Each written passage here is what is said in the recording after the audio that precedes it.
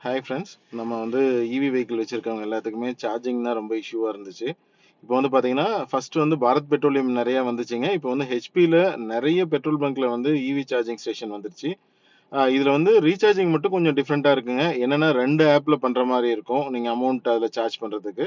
அது எப்படின்னா, நீங்க ஓப்பன் பண்ணும்போதே உங்களுக்கு வந்து பார்த்தீங்கன்னா, அந்த ஹெச்பி பேங்கிற ஆப் வந்து அதிலேயே வருங்க. அந்த ஆப்ல ஓப்பன் பண்ணும்போதே ஹெச்பி இசார்ஜ் உள்ள போம்போதே உங்களுக்கு வந்து வரும்.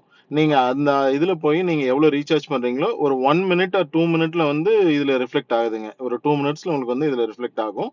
அ அதே மாரி சார்ஜிங் ஸ்பீட் வந்து சூப்பரா இருக்குங்க. ஒண்ணும் பிரச்சனை இல்லைங்க. 2 35 கிலோவாட் குடுத்துருக்காங்க.